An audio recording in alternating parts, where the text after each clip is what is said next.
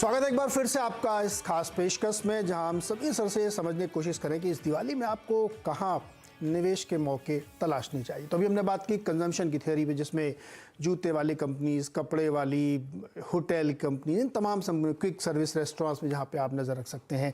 Sameer sir ने एक और सेक्टर की चर्चा की, बैंक और फाइनेंशियल। समीर सर, बैंक में प्राइवेट बैंक ज़्यादा अच्छे हैं कि सरकारी बैंक, या कुछ खास किस्म के NBFCs जहाँ पे ध्यान दिया जा सकता है? तो जी 99% ऑफ द टाइम तो हम कहेंगे private sector financial are better than state owned, मतलब या PSUs। लेकिन हमारी आजकल सेकंड बिगेस्ट होल्डिंग या थर्ड बिगेस्ट होल्डिंग है स्टेट बैंक ऑफ इंडिया। लेकिन उसको छोड़कर हम मोस्टली PSUs हमने खरीदे नहीं है, नाम खरीदेंगे, क्योंकि हमें एंड में लगता है कि कुछ ना कुछ हो जाता है PSU स्टोरीज में, इसमें मोस्टली प्राइवेट सेक्टर को जो फ्रीडम मिलती है, जो चीजें होती हैं, जो भी टैलेंट हायर कर सकते हैं, जो भी चीजें हैं, तो अंत में प्राइवेट सेक्टर डज बेटर। तो सर, प्राइवेट में भी एक सवाल ये उठता है कि जो आजकल इन्फ्लेशन वगैरह के डर की वजह से बैंक की ब्याज दरें लगातार बढ़ती जा रही, तो लोग कह रहे हैं कि निम्स तो बढ़ जाएंगे, लेकिन आगे जाते हुए हो सकता है कि थोड़ा क्रेडिट ग्रोथ पे असर पड़े, तो इसका कोई डर नहीं है? ये हो सकता है जी, लेकिन क्या है कि फाइनेंशियल में अगर आप देखें तो इनकी ना लास्ट 5-7 ईयर्स में जो भी रिटर्न्स आए हैं, वो उनके अर्निंग्स के अकॉर्डिंग टू अर्निंग्स आए हैं, मतलब री रेट नहीं हुए हैं। ये नहीं हुआ है कि वही स्टॉक पहले 15 टाइम था 20 टाइम हो गया, या प्राइस टू बुक में पहले 2.5 था अब 3 हो गया। मोस्टली ICICI बैंक अगर आप छोड़ें जो एक्चुअली री रेट हुआ है, बाकी सब बैंक्स अपनी अर्निंग्स और ग्रोथ के हिसाब से चले हैं, इसलिए ये बड़े कंफर्टिंग लगते हैं इनको खरीदते हुए। तो कंज्यूमर में और IT में क्या है कि अगर आपकी अर्निंग ग्रोथ हो रही थी 15% पर एनम, तो स्टॉक भाग रहा था 30% पर एनम, तो इसलिए उसमें वैल्यूएशन का खतरा था। इन बैंक्स में क्या है कि इनके पास बड़ी चीजें हैं करने को। एक तो इनके NPA बड़े कम है अभी, क्योंकि इन्होंने लास्ट 5-7 सालों में तो कोई कैपिटल इन्वेस्टमेंट तो कोई हुई नहीं, या कोई इंफ्रास्ट्रक्चर प्रोजेक्ट जिसमें मोस्टली ये लोग फंसते थे, वो सब तो हुए ही नहीं है। तो कंज्यूमर के लोन्स हैं और अदर इनकम है, एंड जनरली ये सब 20-20 सालों से अगर आप देखो HDFC बैंक, कोटक बैंक, ये सब चले ही जा रहे हैं। अब हमने क्या किया है कि लास्ट 1 साल में हमने 2 बल्कि 3 शायद छोटे प्राइवेट सेक्टर बैंक्स ले लिए, जैसे IndusInd bank and IDFC first bank. इनमें क्या है कि इनकी ग्रोथ पहले तो इंडसइंड तो बहुत गिरा हुआ था, तो इसलिए हमने कहा इसको तो लेना चाहिए, खाली इस पॉइंट से कि वैसे ठीक है, 70% गिरने की जरूरत नहीं थी उसको। एंड आपको हर टाइप की चीज मिलती है इन द बैंक्स। आपको बेसिकली जो भी इकोनॉमी में हो रहा है, वो इनडायरेक्टली आप बैंक के थ्रू भी खेल सकते हैं, rather than trying to buy each separate element. जैसे अगर आप आज बोले कि जी मोबाइल फोन्स की बड़ी सेल होगी, अब आप कौन सी कंपनी खरीदेंगे, वो बैंक या कंज्यूमर फाइनेंस, इन्हीं चीजों ने होना है।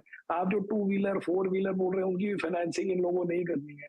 अगर आप सडनली बोले कि नहीं अब तो जी कॉर्पोरेट रिवाइवल हो गया है, तो कॉर्पोरेट रिवाइवल हो गया, तो हमें नहीं पता कहाँ भागे 1 मिनट में, लेकिन बैंक हमारे उससे इन्वॉल्व हो जाते हैं। बिल्कुल, बैंक एक प्रॉक्सी तो प्ले हमारे है। बैंक जो है ना, वो बैकबोन में बढ़िया काम करते हैं, फिर आप उसको ऊपर नीचे ऐड कर लो, दो काम। हाँ, but banks are very good in India, actually banks are also good in India, because ये हाँ। थीम मैं तो 25-26 सालों से कर रहा हूँ, और सबसे ज्यादा पैसे मैंने जो जिंदगी में बनाए हैं, कोई अपनी जिंदगी में नहीं बना सकता जितने हमने, मतलब percentage wise, not percentage. Amount wise, हाँ, इस हाँ। HDFC बैंक जैसे स्टॉक्स में बने हैं। सर, एक बहुत छोटा सवाल, IDFC फर्स्ट बैंक में आजकल बहुत दिलचस्पी है लोगों की, और बहुत अच्छे रिजल्ट्स उसने पेश किए थे। हाँ जी, हमारे पास भी है, क्योंकि उसमें स्टोरी ये थी, या स्टोरी है, कि उनका ना जब मर्जर हुआ विद IDFC फर्स्ट उसका, तो उसमें क्या हुआ कि IDFC में इंफ्रा टाइप लेंडिंग आई। उन्होंने 6 क्वार्टर तक बड़ा डिसअपॉइंट किया लोगों को, क्योंकि वो IDFC की अपनी बुक, IDFC के अपने लोन सारे इंफ्रा टाइप थे। अब वो जब कहानी खत्म हो गई कि भाई इंफ्रा लोन हो गए, राइट ऑफ होने हैं, राइट ऑफ हो गए, जिसने मरना उठना था मर गया, अब बाकी से आपका कंज्यूमर का part which was always doing well when this was not a bank, capital first और व्हाटएवर, तो इसलिए अब उसकी उसकी कहानी चली है इन द मतलब अम्ब्रेला ऑफ अ बैंक। वो बैंक बनने के लिए उनको इंफ्रा टाइप बैंक से उन्होंने मर्ज कर लिया। सो वो जो गंदा पार्ट था, वो 6 क्वार्टर में बाहर आ गया और खत्म हो गई उसकी कहानी, तो इसलिए अब आगे चल सकते हैं। ये Correct. हमारे हिसाब से, अब हमें क्या पता आगे क्या होता है। नहीं नहीं बिल्कुल। और ये बात कई बार वैद्यनाथन जी ने बताई भी, समझाई भी कि वो ज़्यादातर उनकी रिटेल की तरफ फोकस है और वो उस बुक को काफ़ी हद तक क्लीन किया उन्होंने। तो समीर सर ने हमें बताया कि कंजम्पशन की स्टोरी, बैंक एंड फाइनेंशियल की स्टोरी और डोमेस्टिक स्टोरी जो है बहुत ही स्ट्रांग है। आईटी सेक्टर में थोड़ी सी अभी आगे हेडविंड्स हो सकते हैं, पेन हो सकता है, तो वहाँ पे खराब नहीं है, सब कुछ बहुत अच्छा है, लेकिन थोड़ा हो सकता है कुछ समय के लिए आपको वो दिखे वैसे। तो ये पैसे 100 रुपए ही हैं, इसलिए आप अच्छों में भी ढूंढना पड़ता है। ये नहीं एक्चुअली हो सकता कि सारे अच्छे हैं, सारे तो अच्छे हैं, पैसे तो लिमिटेड हैं।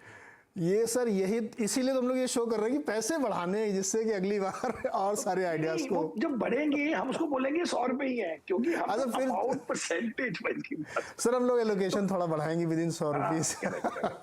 ज्यादा पैसे होने के बाद भी हम कहेंगे पैसे बड़े कम है, बिकॉज एक्चुअली स्टॉक ज्यादा, तो काफी स्टॉक्स अच्छा करते हैं। हाँ। आपको उनमें से चूज करना होता है जिससे आपका थोड़ा मार्केट से बेटर रिटर्न हो जाए, जो हमारी कोशिश रही है हर साल और मोस्टली हो जाता है। जी समीर सर, बहुत बहुत शुक्रिया और दिवाली की बहुत सारी शुभकामनाएं आपको और सारे दर्शकों को बहुत बहुत शुभकामनाएं। और हम लोगों ने बहुत सारे आइडियाज़ पे चर्चा किया, आप इसको देखिए, पढ़िए और अपने हिसाब से अपने फैसले लिए।